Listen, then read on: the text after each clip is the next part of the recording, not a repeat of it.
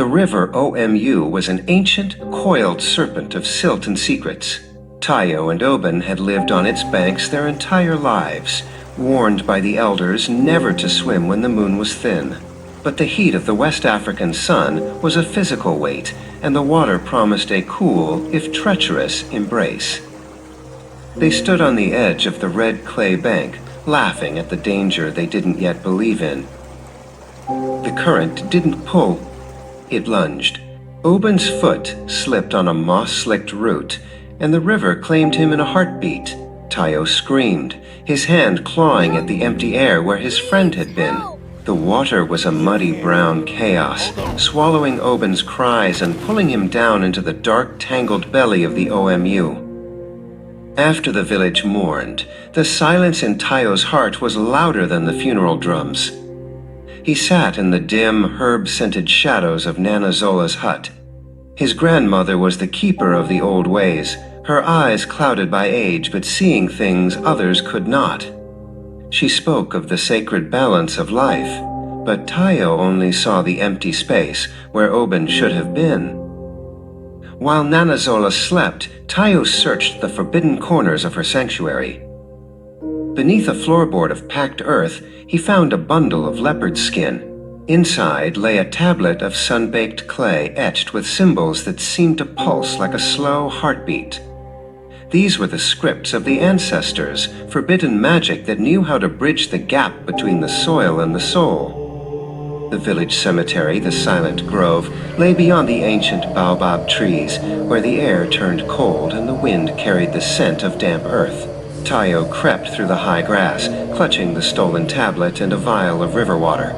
Every rustle of a leaf felt like an ancestor's whisper, warning him that some doors were never meant to be unlocked. At Oben's fresh grave, Tayo knelt. He traced the forbidden symbols into the red dirt, his fingers trembling. He poured the river water over the earth, chanting the words he had decoded from the tablet. The air grew thick and heavy, the humidity suddenly stifling as the ground beneath him began to vibrate with a low, mournful hum. The stars vanished behind a sudden, unnatural mist. Tayo watched in a mixture of horror and hope as the earth cracked. A viscous, oily shadow began to seep from the grave, gathering itself into a shape that defied the moonlight. It wasn't Oben coming home. It was the river's hunger-given form, a dark echo of a boy rising from the deep. The thing that climbed out of the earth was tall and wrong. Its limbs were too long, its movements jerking like a puppet on tangled strings. Where Oben's warm eyes should have been, there were only twin pits of absolute darkness. The shadow Oben stood still, its head tilting at an angle that would have snapped a human neck. Tayo reached out, a sob catching in his throat, but the creature didn't move toward him with love. It lunged with a predatory grace, its fingers elongating into smoky claws. The boy realized too late that he hadn't brought back his friend. He had invited a nightmare into the world. The shadow hissed a name, but the voice sounded like dry leaves scraping against a tombstone. The shadow Oben vanished into the trees of the silent grove, moving faster than any man. Tayo stood alone in the ruins of the ritual, the tablet shattered at his feet.